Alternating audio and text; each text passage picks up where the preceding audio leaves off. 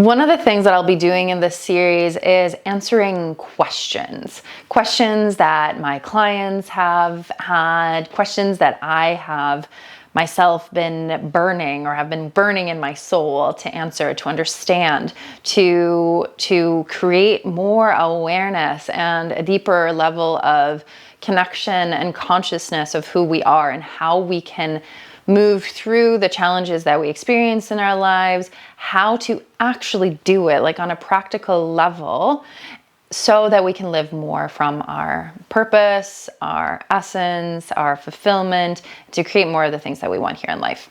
So one of the things that is really important to understand or is to question, what is our soul essence? What is actually a soul purpose?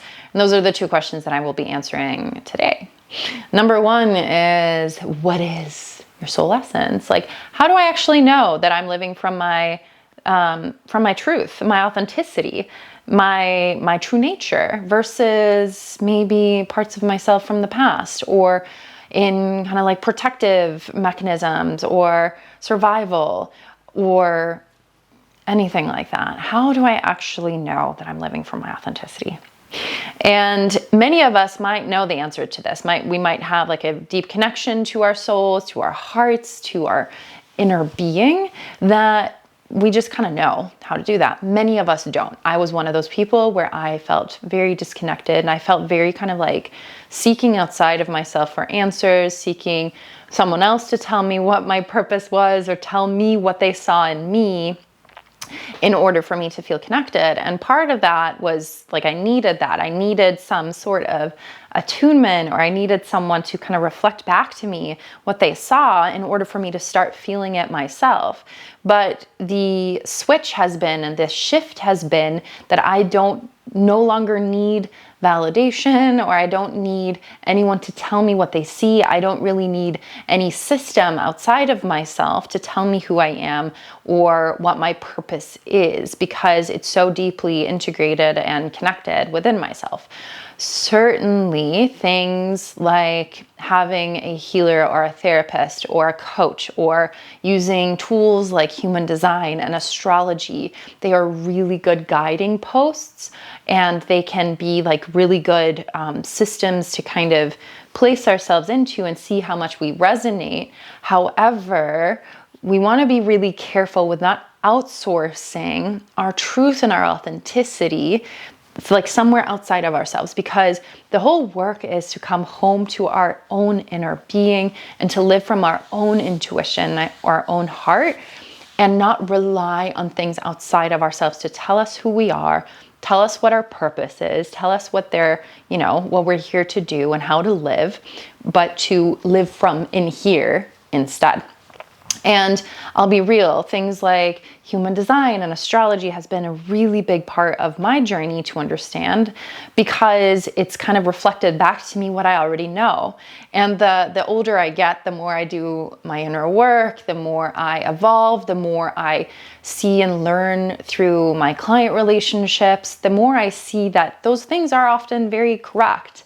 However, if I'm not paying attention and doing my own nervous system work, my own trauma healing work, my own inner work, and getting to know myself from an embodied experience, those things can become distracting, and they can keep me in my mind versus my heart and what I'm actually feeling from the inside, where the actual truth is, the actual authenticity. I just got chills. The more that we are connected to the truth of our bodies and our essence inside of ourselves, our own consciousness, the less we rely on things outside of ourselves.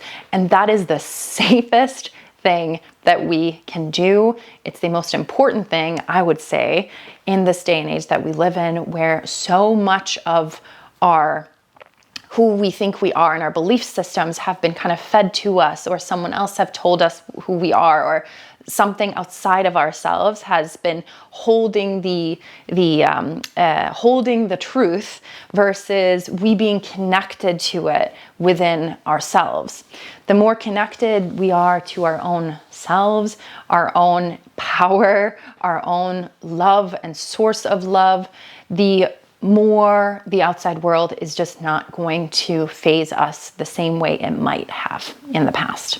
And I want to then explain, like, how do we actually get to the soul essence, or like, how do we actually feel that truth and authenticity in our bodies?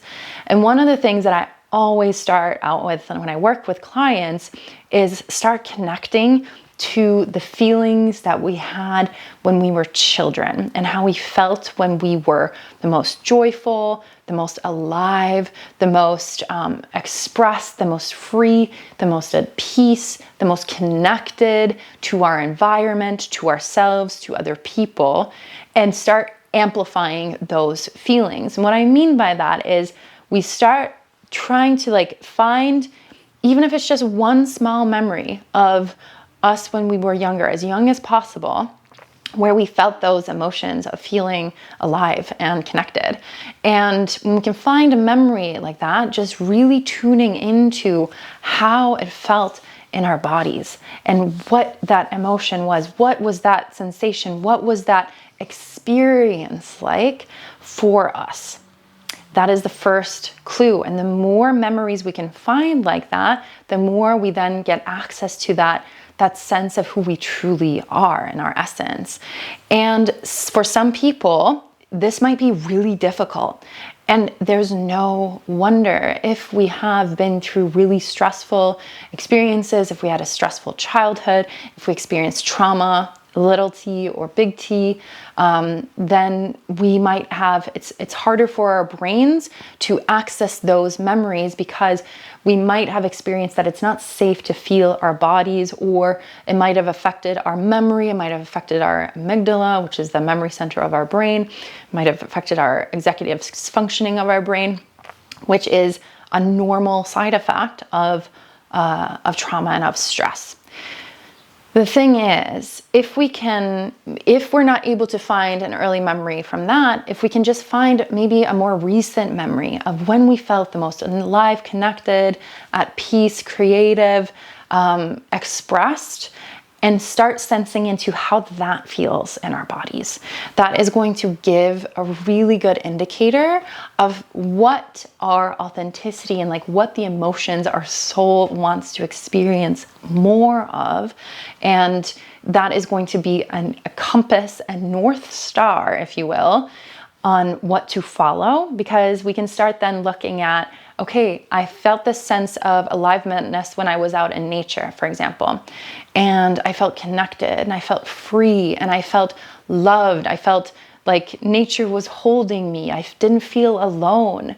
And I felt like I was completely at peace and free and held. And then you start sensing into what that felt like, and then you can be like, okay, what can I do to create more of that energy? What can I do to prioritize that feeling and that sensation? What can I do to amplify it in order for that to be more of a stronger indicator of what and how I create more of that feeling and that sensation in my life? The more we become aware and the more safe we feel with those feelings, and we more kind of feel them, they become a natural part of ourselves, the more we are on track to follow our soul essence. And that also ties into our soul purpose, because when our purpose is usually the feeling, it doesn't have to be this great big thing that many people think that it is. And some people definitely have that awareness of what they're here to do, and you know, the big meaning and their mission, and that's amazing, that's wonderful. And it doesn't have to necessarily be this big thing. It can also be this this sensation of like, what do I want to create more? How do I want to feel today? What's my intention? Or like, what is the feeling I want to feel more of today? And how can I intend to create more of it? Another really amazing question to ask is like, how do I feel most nourished in myself while I'm also at service to other people? Like, how do I feel like myself? I feel nourished and good in my body and my energy. I feel most expressed. I feel most connected to myself. And how can I then be of service from that space to other people? Because often, I would argue, most of us, we are here to help each other and to be of service to each other from the space of being connected to our soul. Essentially, by doing that is that we're amplifying, like when we're connected to ourselves, to our true selves, we then inspire others to be connected to themselves and for them to amplify their energy.